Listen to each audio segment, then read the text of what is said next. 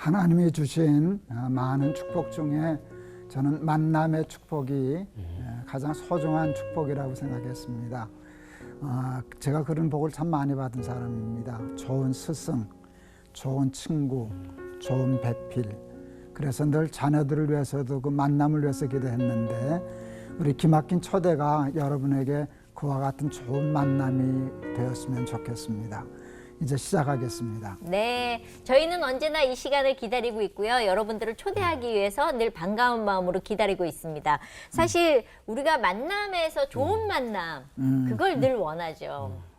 근데 원치 않는 만남이 있죠. 있잖아요. 그렇지. 있죠. 예, 원수를 만난다. 콕 집어서. 예, 딱 집어가지고 원수를 외나무 그렇지. 다리에 만났을 때 저 같은 경우에 원수를 외나무 다리에서 만나면 뒤돌아서서 갈 것 같아요. 안 가. 외나무다리 안 건너가. 안 건너가고 돌아서서. 예. 근데 암도 사실은 원수 같은 존재인 것 같아요. 맞아요. 이게 부딪혀서 맞닥뜨리는데 이거 피해갈 수는 없고 만나긴 만나야 되고. 암이 참 스트레스를 많이 주는 것 같아요. 사실 통계를 보면 우리나라의 어떤 국민들의 기대 수명인 83세까지 네. 암에 걸릴 확률이 몇 %일 것 같아요? 몇 %일까요? 몇 %일 것 같아요? 3명 중에 하나라 그런 소리 들었어요. 30%, 30%? 30%좀 넘겠죠. 3%, 40%. 꽤 높네요. 엄청 높죠. 네. 사실은 정말 많은 분들이 걸리는 병인 거예요. 근데 사실 저희가 암에 대해서 얘기를 하면서 네. 늘 말씀드리지만 안고 가는 거고 같이 가는 거다라고 그러니까요. 말씀을 드리는데 오늘 시청자분의 사연은 제가 읽으면서 네. 이분은 정말 어찌하면 좋을까라는 저도 어떡하지? 이랬어요. 그죠. 너무, 왜 마음이 너무 그냥. 제가 읽어드릴게요. 네.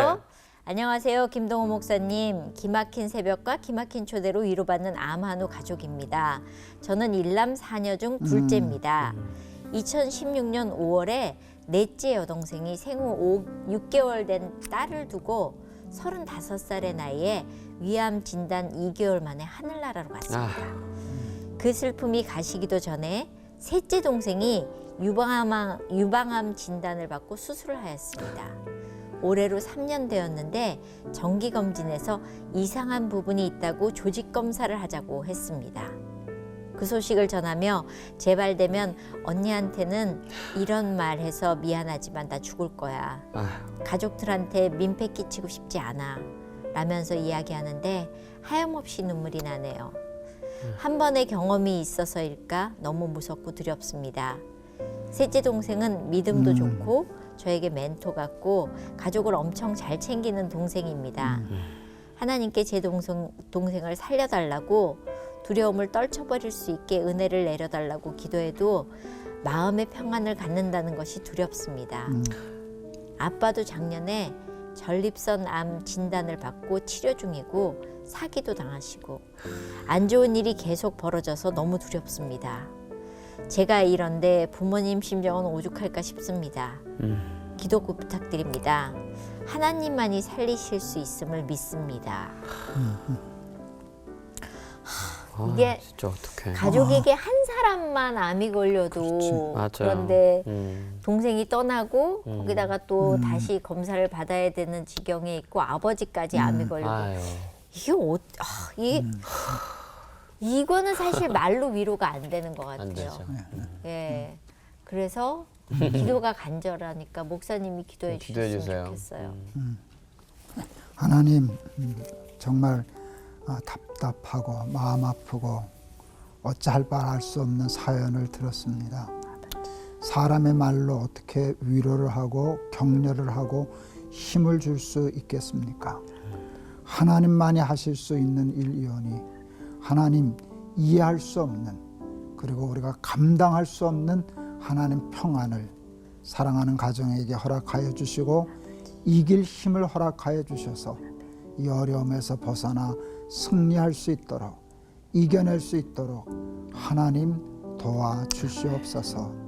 예수 그리스도 이름을 받들어 기도하옵나이다. 아멘. 아이고 세상에. 암은 사실 누구나 다 두려운 것 같아요. 맞아요. 예. 오늘은 암하고 첫 대면을 했을 때 어떻게 해야 되는지 그래서 전문가를 한번 모시고 얘기를 나눠보도록 하겠습니다. 기막힌 초대에 모신 분은 카톨릭대학교 의과대학 정신건강의학과 최정호 교수님 모셨습니다. 어서 오세요. 반갑습니다. 안녕하세요. 예. 우리 최정호 교수님은 정신건강, 특히 트라우마 관련 전문가신데요.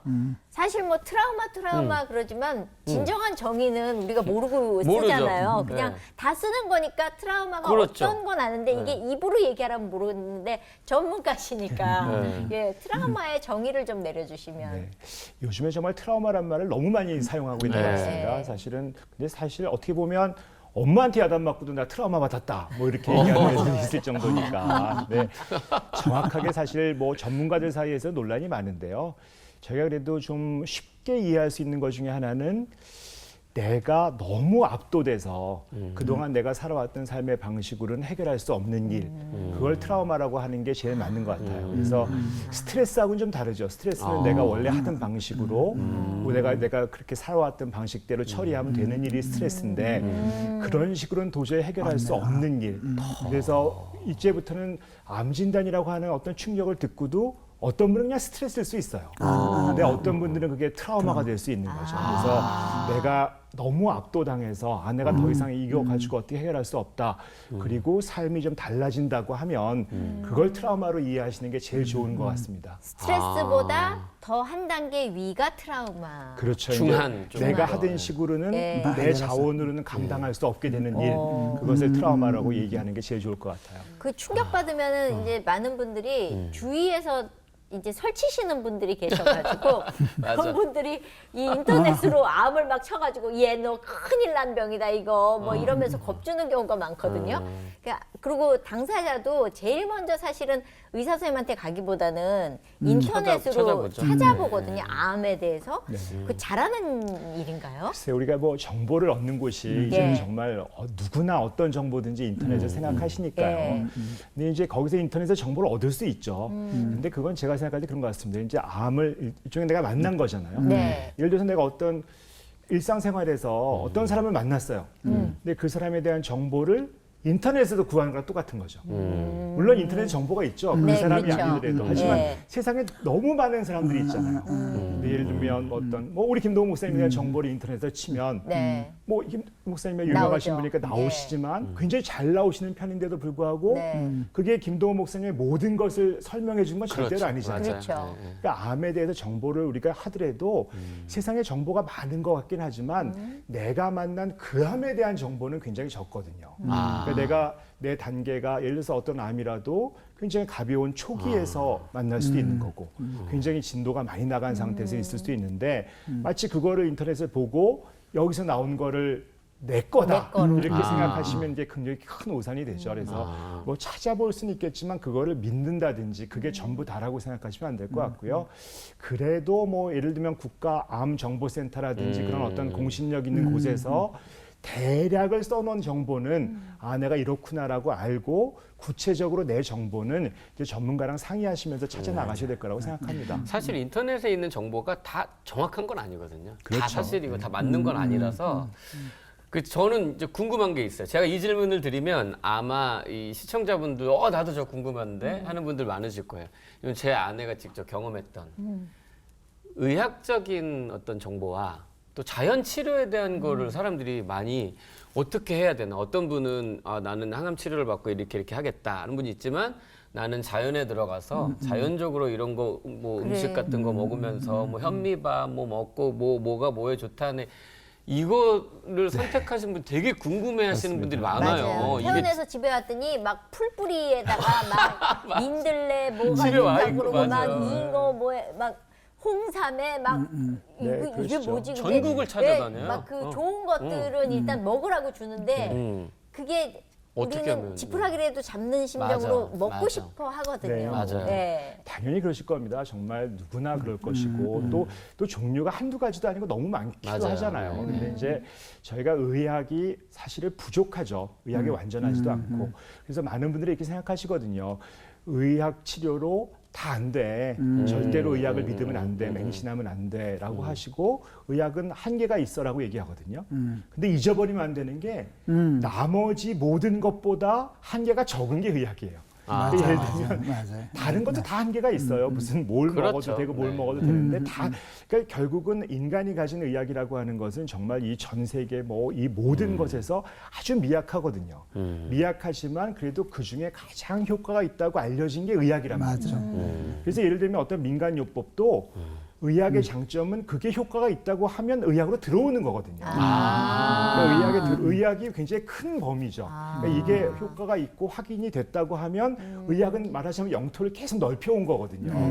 그러니까 사실 어떻게 보면 이게 효과가 있다라고 할 수 있습니다. 뭐 그거 먹고 정말 씻은 듯이 나았어요 하는 경우가 있는데 과연 몇 명 중에 그분이 낫느냐 하는 얘기거든요. 그렇죠. 그래도 의학이라고 하는 기본은 가장 확률적으로 많은 성과를 거둘 수 있는 게 있는 것이고 그 자연 치유라든지 이런 것들이 분명히 효과가 있을 수 있지만 그래도 의학이 효과가 더 있다라는 거는 우리가 믿고 시작을 하셔야 되거든요. 그리고 또 한 가지 좀 우리가 조심하게 놓치기 쉬운 게 예방하는 거랑 치료하는 거랑 또 다르잖아요. 그렇죠. 그러니까 사실은 치료는 아직은 그래도 우리가 가지는 의학에서 하는 것들이 맞다고 보고 뭐 예를 들어서 뭐 맛있는 거 드세요, 뭐 이런 몸에 좋은 거 드세요, 면역력 높이는 것을 드세요 하시는 것들도 제가 볼 때 의학하고 치료 단계가 지나고 나면서 시작하시는 게 좋을 것 같아요. 왜냐하면 약간 항암 질환 이렇게 부딪히는 것도 있고 그렇거든요. 또 어떤 의사 선생님들 같은 경우는 그건 절대로 안 돼 하시는 분도 있지만 어떤 경우는 또 괜찮다고 하시는 분도 있거든요. 그래서 상의하셔서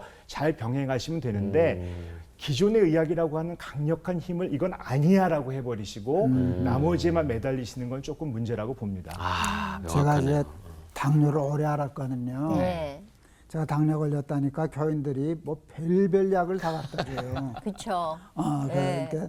그런데 이제 우리 전에 있던 교회 장로님 한 분이 나보다 더 걱정을 하시는 거예요. 그래서 이 장로님은 뭐 민들레대 예, 먹고 뭐 콩보다 어떻게 하고 그래요. 근데 내가 하나도 안 먹어요. 제가 가지고 있는 나름대로 원칙이 있어요. 약은 약사에게, 진료는 의사에게. 의사에게. 네, 그런데 그걸 안 먹었어요. 근데 들통이 났어요. 네. 섭섭해 하시더라고. 그래서 그 장로님이 목사님 의사도 오진해요. 그러시더라고요. 그때 제가 이렇게 대답했어요. 저도 알아요. 장로님 얘기한 거하고 똑같아요. 의사도 오진하죠. 그런데 장로님 그 이상합디다. 뭐가요? 의사는 어쩌다 오진하면 돌팔이가 되고 돌팔이는 어쩌다 맞추면 명의가 됩디다. 의학의 한계가 있고 있지만 나는 확률적으로 의사에게 내 건강을 하고 의사가 처방하고 진단하면 그대로 합니다. 그래서 제가 암을 치료하고 하는데도 구원은 하나님 믿고 그럼요. 병도 적하지만 하나님이 내신 의사니까 그분이 그걸 공부하고 했으니까 실수할 수 있지. 실수해서 내가 다칠 수도 있고 잘못될 수도 있지만 확률이 가장 적은 거거든요. 그렇죠. 확률로 얘기했을 때 그래서 저는 약은 약사에게 진료는 의사에게 의사 제일 좋았어요. 사실 그게 맞는 건데 그렇죠. 저는 제일 궁금한 게 이 네. 암이 걸리면 네. 숨기고 싶어하는 분들이 계시고요. 어떤 분들은 동네방네 만나는 사람마다 나 암이야. 나 같은 사람. 병은 알리라 그랬다고 이렇게 알리는 분들이 계시고 또 뭐 이게 자랑이라고 얘기를 해. 그래서 이렇게 움츠려 드시는 분이 계신데 그러게요. 어느 쪽을 알리는 게 맞는 건가요? 그래서 제가 볼 때는 숨기는 것보다는 알리는 게 훨씬 그래도 좀 뭔가 이렇게 더 낫지 않을까 하는 생각을 합니다. 그래서 제일 안 좋은 거는 내가 암이라는 걸 남한테 절대로 뭐 이순신 장군이 총 마셔서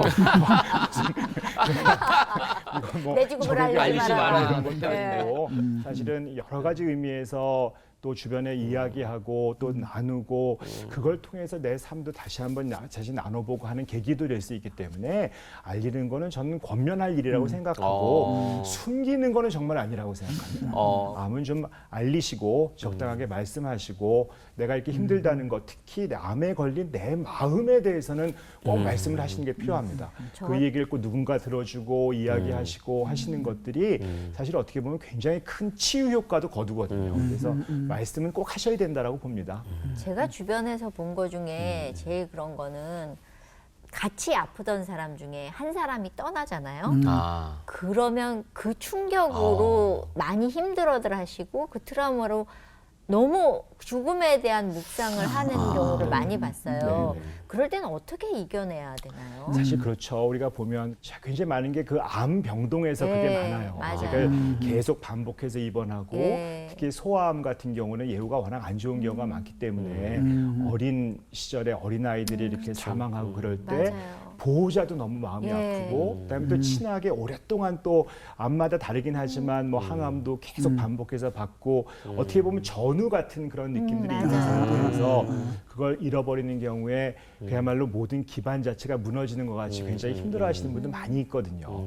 그건 어떻게 보면 당연하다고 볼 수 있습니다. 특히 나랑 같은 경과 나랑 같은 병원에서 같은 치유를 갖고 계신 분들이 아 이게 같구나 이렇게 생각했을 때 나도 그렇게 되겠구나라는 생각을 어쩔 수 없이 떠올리시는 거는 뭐 인지상정인 것 같습니다. 그런데 이제 그 와중에서도 우리가 잊어버리면 안 되는 게 사람은 정말 다 다릅니다. 아. 그 암도 정말 다 다르고 나도 정말 다르고요. 그리고 어떻게 할 수 없는 거잖아요. 그것들 자체에서 내가 어떻게 되는 건 알 수 없는 거고. 근데 제일 중요한 거는 삶에 대한 희망을 잃어버리시는 분들이 많아요. 내가 오늘 어쨌든 그걸 인식한 건 오늘은 내가 살아있는데 마치 그 순간부터 내 동료가 죽은 그날부터 나는 죽은 거예요. 아. 그러신 분들이 너무 많아요. 맞아요. 사실은. 정신적으로 근데 내가 의지를 해서. 사실은 내가 뭐 얼마를 살고 있고 살아있는데 하여튼 그 순간 내 삶이 정지해 버리는 거거든요. 그래서 그런 어떤 충격이라든지 정말 애도 슬프고 힘들 수 있고 너무 안타까운 일이지만 내 삶이 멈추면 안 된다고 봅니다. 하여튼 거기서 끊임없이 움직여 나가고 뭐 먼저 간 친구를 애도하기도 하고 슬퍼하기도 하고 마음 아파하기도 하고 기도하기도 하지만 사실은 내가 거기서 멈추면 안 되고 계속 끊임없이 나는 움직이고 또 살아가고 살아있고 그것이 우리가 할 일이라고 생각을 합니다. 네.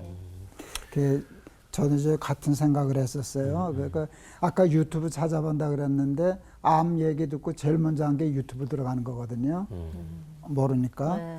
근데 알면 알수록 더 힘들어지는 거예요. 그리고 이제 무슨 생각을 했는가 하면 앞으로 일어날 수도 있는 일이죠. 그 과정에 통계적으로. 그런데 지금은 아니잖아. 그렇죠. 근데 지금이 아닌데 그걸 보는 순간 그게 가불돼서 오늘로 오더라고요. 그래서 오늘을 움직일 수 있는데 미리 못 움직이는 거야. 그러니까 지금부터 죽은 거예요. 그래서 아, 죽을 때 가서 죽자. 지금 살았는데 이제 그 생각을 정말 하기 시작을 했어요. 그래서 죽는 날까지 이것도 해보고 저것도 해보고 그러다가 그냥 죽는 날 되면 죽어야지. 이제 그런 생각을 했는데 그 미리 불행이나 고통이나 그거를 그러니까 내일 염려 내일 하라는 그렇죠. 말씀이 그래서 그런 것 같아요. 저는 그런 거 안 찾아보고 보험 뭐 들어놨지? 보험 얼마 들어놨을지 현실적이죠. 현실적으로. 애들 때문에 그러지 뭐. 굉장히 그렇죠. 현실적으로 가만히 있어봐 내가 보험 들어놓은 거에 이게 맞는 게 몇 개나 있나? 뭐 그럴 수 이런 생각을 먼저 하게 됐었어요. 예, 그게 제 솔직한 마음입니다. 다 그렇잖아요. 근데 그리고 그 목사님 말씀 듣다 아까 생각난 건데 그러면 이런 신앙생활이 그러면 암과의 어떤 상관관계 좀 있지 않을까? 그러니까 뭐 신앙생활은 뭐 저희가 봤을 때 거의 가장 중요한 요인이 아닐까 하는 정도로 생각이 됩니다. 저희가 보면 이게 세상에서 많이 아는 것들이 과연 무슨 힘이 있을까 하는 것들을 제가 많이 느끼거든요. 그러니까 제가 참 뭐 이게 어떻게 마음에 많이 와닿았던 게 어떤 그러니까 저희 대학의 어떤 동료예요. 동료 의사인데 그 분야의 암이 걸린 거예요. 자기 전공. 아이고. 자기 전공인 네. 분야의 암이 걸리고 그게 얼마나 나쁜지를 너무 잘 아는 거예요. 자기가 수술도 그렇지, 하고 그렇지. 그다음에 얼마나 고생하고 하는지를 알아가지고 아까 목사님 말씀대로 사실은 그 순간부터 아니 멀쩡했거든요. 이게 네. 검진에서 발견이 됐기 때문에 사실은 아직 진도가 많이 나가지 않았는데 내가 그 분야의 암이고 이게 어떻게 될지 알기 때문에 사실 그 순간부터 삶이 멈춰버리고 너무 우울해지고 우리가 보면 암 전문 간대도 불구하고 그런 일을 제가 보면서 너무 안타까워하고 그랬던 적이 기억이 나거든요. 그래서 제가 보았을 때 세상의 지식은 그 순간엔 별로 진짜 도움을 안 되는 것 같아요. 많이 안다는 것 자체가 도움이 안 되는데 우리가 정말 신앙으로 가지고 있는 하나님에 대한 지식, 그다음에 그런 삶, 그런 것들은 정말 강력한 힘을 발휘하게 되는 것 같습니다. 그래서 또 저는 이제 정신과 의사잖아요. 그래서 보니까 이제 마음 때문에 고통받으시는 분들 상당히 많으시거든요. 뭐 맨날 불안하고 우울하고 힘들고 막 그러시는데 정말 오랫동안 치료했는데 잘 안 나시는 거예요. 근데 그분이 정말 좋아지셨어요. 네. 그래서 얼굴이 밝아요. 네. 평생 제가 한 몇 년을 봤는데 너무 우울하고 힘들고 맨날 걱정하고 이 일이 벌어지면 어떠나 그러셨는데 어느 날 갑자기 굉장히 밝은 표정으로 오셨어요. 네. 제가 암에 걸렸다는 거예요. 뭐? 그랬더니 지금까지 모든 걱정은 다 쓸데없는 걱정이었다는 걸 오. 내가 알았다는 거예요. 아, 그리고 내가 왜 이렇게 걱정하고 삶을 살았는지 그렇게 우리가 설득하고 얘기하고 약 먹고 치료하고 하는 것들도 되지 않았는데 내가 그동안 교회도 다니고 했지만 내가 그동안 다 걱정하며 살았다. 하나님이 염려하지 말라는 거, 그다음에 하나님이 내 아버지고 나의 구원자라는 걸 이제는 믿게 되었다라는 거야. 그래서 제가 한 일은 약을 끊자. 그런 거예요. 이제부터는 우리가 먹었던 정신과 약이 그리 필요하지 않겠다라고 생각하고 간혹 얼굴만 보자고 하는데 암이 꽤 진행이 되고 계세요. 그런데도 아직도 꽤 되셨는데 몇 되셨는데 굉장히 건강하게 밝은 마음으로 지내시는 거 보면 네. 정말 신앙이라고 하는 맞아요. 것들이 맞아요. 이런 순간에서 굉장히 많은 것들을 결정할 수 있다라고 보고 네. 아주 중요한 요소가 될 수 있다고 저는 봅니다. 근데 이제 암이 낫고 나면은 많은 분들이 건강 염려증이라는 게 생기잖아요. 가족한테도 생기고 본인한테도 생기고. 그렇죠. 맞아요. 그게 이제 트라우마인 거죠. 그럴 때는 어떻게 좀 지혜롭게 해결을 해야 되는지. 근데 저희가 이제 그런 염려, 불안이라는 것들이 어떻게 보면 당연하잖아요. 내가 나를 지키는 어떤 마음이라고 할 수 네. 있고. 근데 우리가 이제 그런 뭐 심리학에서 그런 예화 많이 들잖아요. 여기 두 번째 화살을 맞지 마라. 여기서 보면 첫 번째 화살 암이 날라오고 그것 때문에 내가 박혀가지고 이렇게 돼서 내가 불안하고 우울하고 힘든 거는 그거 어떡하겠어요. 그게 인지상정이지. 뭐 사람이 그럴 때도 뭐 아무런 이게 잠깐 속으면 뭐 믿음이 있으면 불안하면 안 돼. 뭐 이런 또 굉장히 많은 크리스찬들이 또 그러시잖아요. 또 그게 그것 때문에 또 힘들어하시는 분 많거든요. 맞아요. 그렇죠. 뭐 네. 굉장히 많은 또 뭐 특히 목사님, 장로님 이러신 분들은 네. 내가 믿음이 있는데 이것 따위에 내가 불안하고 힘들면 네. 안 되지 하면서 그렇죠. 더 힘들어지시거든요. 네. 사실 그래서 그게 첫 번째 화살은 다 맞고 다 아프거든요. 근데 두 번째 화살은 자기가 쏜단 말이에요. 내가 이러면 안 되지. 뭐 나 이러면 큰일이야. 뭐 이런 위로 땡겨서 하는 것도 있고, 그다음에 내가 자기를 비난하시는 분들 상당히 많아요. 내가 왜 이렇게 신앙이 약하지? 뭐 내가 왜 이렇게 잘못 살았을까? 뭐 평생 자기가 먹어왔던 거 후회하시는 분들 되게 많아요. 내가 고기를 왜 먹었을까? 그러시는 분들 너무 많거든요. 네. 그래가지고 사실은 그때부터 식생활을 확 뒤집으시면서 또 그렇게 하라고 하잖아요. 많은 네. 정보들이. 그래서 제가 볼 때 암보다 그런 통계도 있더라고요. 영양실조로 돌아가신 분이 많아요. 아, 좋군요. 실제로 보면 내가 먹던 것들을 확 바꾸면서 바꿔가지고. 무슨 이런 나의 삶에서 뭐 고기를 먹으면 안 된다든지 이런 네, 것들이 네. 있으면서 삶이 내가 적응하면서 바꾸는 건 좋은데 내가 도저히 할 수 없는 상태에서 이게 확 뒤집어지는 분이 많거든요. 그래서 저희가 이제 심리학, 정신의학에서 그건 예화를 많이 쓰는데 그게 무슨 거지 삼춘 얘기를 해요. 거지 삼춘. 그거 뭐 심리학 쪽에서 많이 쓰는 얘기긴 한데 제가 우리 잔치를 벌린 거예요. 잔치를 벌렸는데 마음에 안 드는 거지 삼춘이 온 거야. 네. 그런데 거지 삼춘이 막 약간 술 취해 갖고 왔어요. 네. 그러면 어떻게 될까? 그러면 이 싫은 삼춘인데 네. 여기 들어오지 마라. 뭐 넌 들어오면 내 인생 안 된다 하고 말리고 여기 못 들어오게 하고 그럼 몸싸움 나거든요. 그렇죠. 그럼 내가 잔치 불러놓고 손님 왔는데 그렇죠. 거지 방해가 삼춘하고 되죠. 싸우면서 인생을 다 엎어버려. 파티가 완전히 망가지잖아요. 아. 그러면 그냥 들어오게 하는 거죠. 뭐 와서 식사하고 하면서 나는 내 파티를 하고 하면 되거든요. 아. 사실은 우리가 그래서 어떤 이 정말 안 좋은 일이잖아요. 내가 원하지 않는 손님이긴 한데 내 삶에 정말 일부러 같이 있을 수밖에 없는 거고 거기서 내가 신경 쓰이고 좀 불안하다. 우리 거지 삼촌이 저기 있으니까 신경 쓰인다 하는 거는 어쩔 수 없어요. 그런데 거지 삼촌 생각만 하고 있으면 다른 손님들하고 내가 즐겁고 그럴 수 있는 그렇죠, 시간에서 그것만 거지 삼촌이 사고 안 치나 뭐 계속 그걸 두려워하고 있으면 진짜 오직 거지 같은 일이네. 내 인생이 정말 그렇죠. 네. 진짜 내 삶을 거지로 만들어 버리는 네. 거죠. 그래서 우리가 보면 어떤 불안이나 이런 건 충분히 있을 수 있다.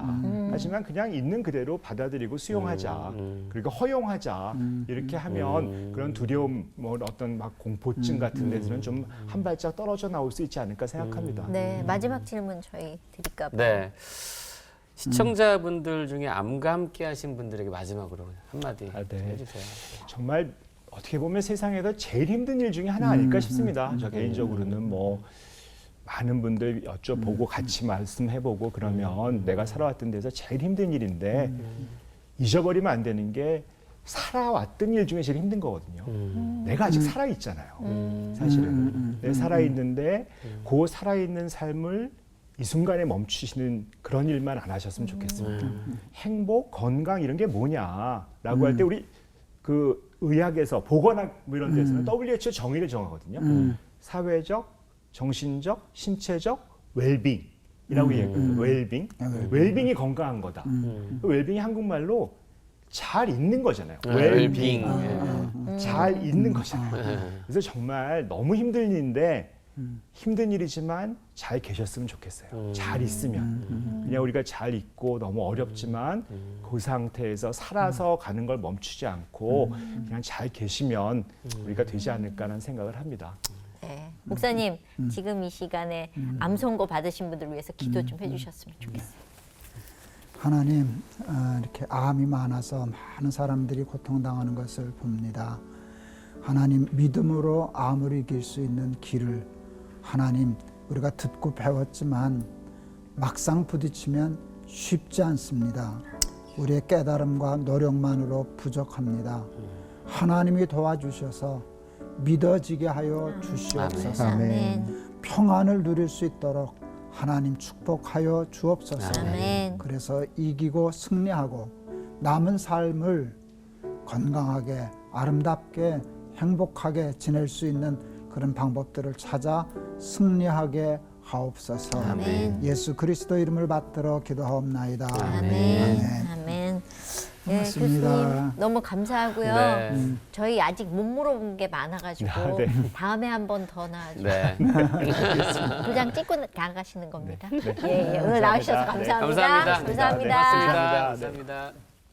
오늘 목사님이 전해주실 말씀이 네. 내 생명은 주께 있다. 아멘. 네. 내 생명은 주님께 있다고 하니까 모든 걸 맡기고 우리가 주님 앞에 주님만 바라보면서 가면 되는데 그거 쉽지 않거든요. 맞아요.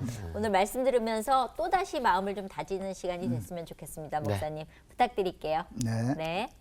사도행전 23장 12절에서 15절 제가 읽을랍니다. 날이 샘에 유대인들이 당을 지어 맹세하되 바울을 죽이기 전에는 먹지도 아니하고 마시지도 아니하겠다 하고 이같이 동맹한 자가 40여 명이더라. 대제사장들과 장로들에게 가서 말하되 우리가 바울을 죽이기 전에는 아무것도 먹지 않기로 굳게 맹세하였으니 이제 너희는 이 사실을 더 자세히 물어보려는 척하면서 공회와 함께 천부장에게 청하여 바울을 너희에게로 데리고 내려오게 하라. 우리는 그가 가까이 오기 전에 죽이기로 준비하였노라. 유대인들 중에는 바울을 죽이려고 하는 사람들이 많았어요. 오늘 본문에 보면은 바울을 죽이기 전에는 먹지도 자지도 않겠다고 동맹한 사람이 40여 명이 됐다고 생각하고, 그리고 누구하고 결탁이 됐는가 하면 그 당시에 최고의 교권주의자인 대제사장 뭐 이런 사람들하고 결탁이 됐으니까 인간적으로 생각하면 바울은 생존 확률 제로예요.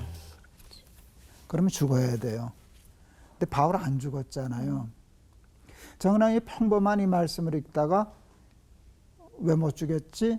그때 나 답이 야, 생명이 저들에게 있냐? 하나님께 있지. 하나님이 허락 안 하셨으니까 그러면 지들이 죽는 수밖에 없네. 먹지도 자지도 못하게 생겼으니까. 이제 그런 생각을 하게 되었어요. 그래서 그냥 예수 믿는 사람은 누가 평범히 아는 일이지만 평범하게 알던 일이 진짜로 와서 그걸 우리가 레마라 그러더라고요. 그렇죠? 레마로 딱 오면 엄청난 힘이 생겨요. 그렇지. 내 생명이 하나님께 있지. 하나사리온에 2마리씩 팔리는 참새 한 마리도 그 하나님 허락 아니면 안 떨어지지 않냐.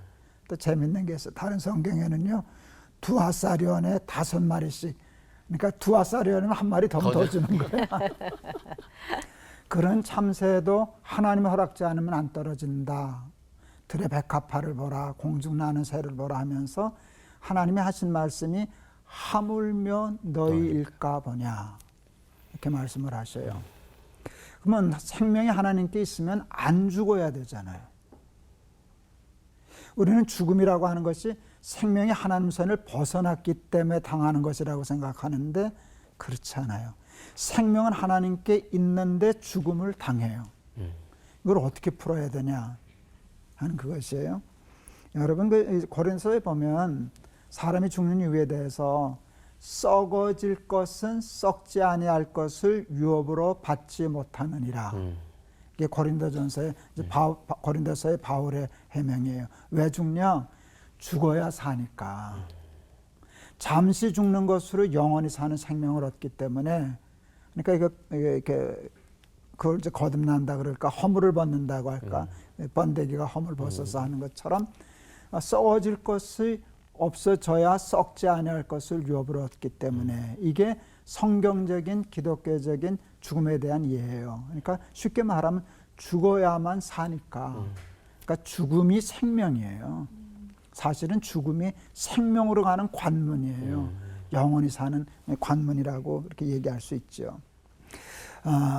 정말 이렇게 암뿐만 아니라 살아있을 때에도 힘들고 어려운 일이 많잖아요. 암보다 더 고통스러운 일이 많아요. 그렇죠. 어느 때는 죽고 싶은 때도 있잖아요. 목사도. 그러니까 자살하면 안 되니까 사는 거지. 자다가 내일 안 깨면 좋겠다. 이런 기간들이 있잖아요. 저한테도 많았어요. 정말 인생의 이렇게 바닥에 있었을 때 한 2달 동안 교회도 못 나가고 완전히 죽어 있을 때인데 제가 자주 간증하는 거예요. 그 우리 집 아파트 바람벽에 조그만한 손바닥만한 십자가가 있었어요. 늘 있던 건데 그걸 물끄러미 이렇게 바라보는데 십자가가 저한테 말을 걸더라고요. 난 너 죽는 꼴 못 봐. 이게 충격이었어요. 정말 그렇게 생생하게 들었어요. 난 너 죽는 꼴 못 봐. 내가 무슨 수를 써서라도 너는 살려. 근데 그게 믿어지더라고요. 그렇지. 예수님이 나 살리시려고 죽으셨잖아. 하나님이 사람이 되시고 사람으로만 사는 것도 죄송한데 십자가에 못 박혀 죽으신 이유가 나 살리시겠다고 그러신 거잖아. 예수님이 아무리 십자가에 달리시면 뭐래? 무능하시다면. 고맙기는 하지만 도움은 안 되잖아. 근데 하나님은 천지를 창조하신 전능하신 하나님이셔. 근데 그분이 나 살리시겠다고 저르셔. 네, 2달 동안 맥도 못 추고 있었는데요. 살고 싶지 않았는데요. 그냥 벌떡 일어나게 되더라고요. 그때 내가 이까짓 것 때문에 죽고 망할 사람이라면 우리 예수님 날 위하여 죽지도 않으셨다. 십자가 지지도 않으셨다. 하고 벌떡 일어났어요. 그러니까 서서히 뭐 미움 먹고 죽 먹고 이렇게 해서 회복한 게 아니라 팍 꺾어졌다가 그냥 벌떡 일어났어요. 그게 십자가의 능력이더라고요. 믿음의 능력이더라고요. 그리고 내 생명이 저분의 손에 달려 있는데 이 사망의 음침한 골짜기를 다니고 있지만 그 다윗의 고백이죠. 해를 두려워하지 않을 것은 주께서 나와 함께 하심이라. 이제 저도 암 환자잖아요. 사실은 뭐 어쨌든 나는 쓰리스타잖아요. 삼성 장군이잖아요. 암에 걸렸는데도 여전히 나는 골프 치러 다니죠. 여전히 내 사역을 하잖아요. 그리고 꿈꾸잖아요. 전에 건강할 때도 생각지 못했던 일도 막 생각나잖아요. 또 할 수 있잖아요. 그거 하다 죽으면 되잖아요. 죽으면 저기 갈 거 아니에요. 그러니까 정말로 사람들이 제 목사니까 저렇게 얘기하겠지 그럴런지 모르지만 내 생명이 죽게 있고 사망의 음침한 골짜기를 가고 있지만 통과할 것이고 거기에는 그 다음에는 영원한 아픔이 없을 테니까 살아있는 동안에는 즐겁게 건강하게 맛있는 거 먹고 좋은 친구하고 놀고 그리고 보람 있는 일 하고 하나님께 영광 돌리고 지난 시간에 얘기했던 대로 하면 열심히 신앙적인 돈 벌어서 그 신앙의 유산을 자손들에게 팍팍 유언장 써가지고 너는 이거 가져라, 너는 이거 가져라, 다 가져라. 그러고 산다면 뷰티풀 랜딩이 되지 않을까 그렇게 생각해요. 우리 암으로 고통당할 때 사탄이 시험해요. 하나님이 너를 버리셨다. 하나님이 무능하시다. 야, 전능하신 하나님이 너 이렇게 아픈데 그것도 못 고쳐주시냐? 그리고 자꾸 유혹할 수 있는데 암에 걸린 것도 억울한데 하나님까지 놓치면 죽잖아요. 여러분 전쟁통에 엄마 손 놓쳐가지고 고아된 아이들 많잖아요. 나 그 생각이 꼭 들더라고요. 암은 전쟁통 같아요. 이럴 때는 꼭 잡아야 돼. 하나님 손 놓치면 죽어. 암에 걸려 죽는 게 아니라 손 놓쳐서 죽는 거거든. 그래서 하나님 꼭 붙잡고 내 생명은 하나님께 있어. 내가 산을 향하여 눈을 들리라. 나의 도움이 어디서 올꼬. 나의 도움이 천지를 지으신 여호와에게서로다.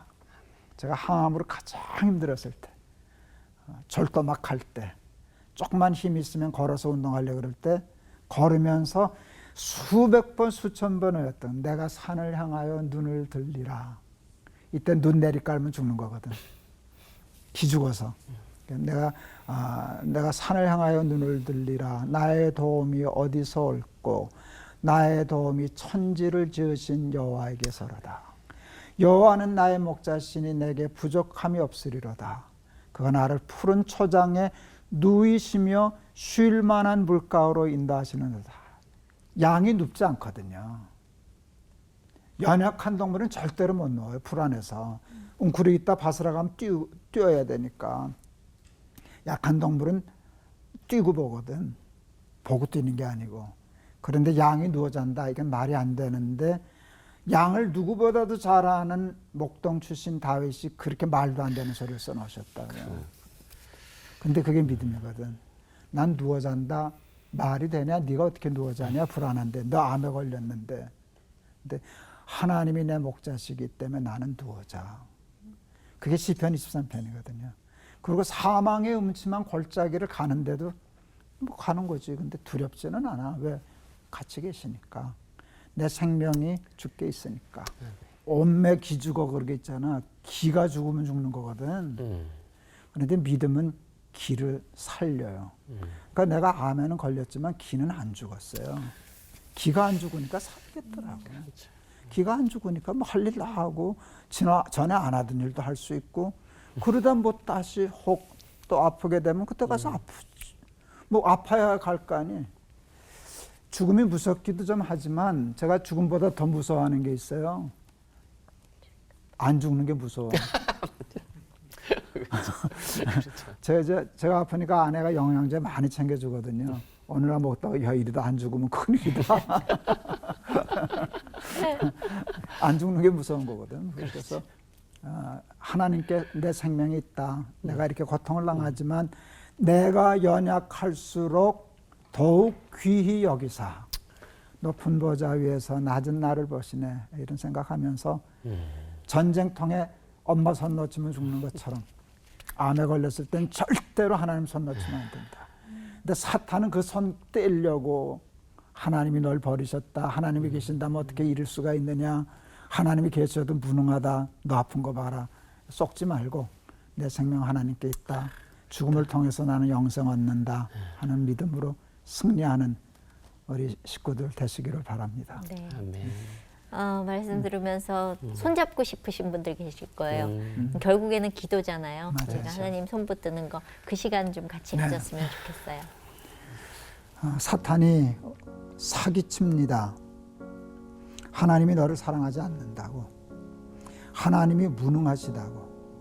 하나님이 계신다면 너처럼 예수 열심히 믿는 사람이 어떻게 암에 걸릴 수 있느냐고. 거기에 쏘고 넘어가서 하나님 손 놓치는 경우도 더러 있습니다.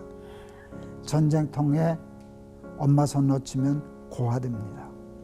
이렇게 암과 같이 어려운 일을 당했을 때는 더 하나님 손 꼭 붙잡고 승리하고 이 죽음의 고통을 통과하고 이겨내고 승리할 수 있도록 도와주시옵소서.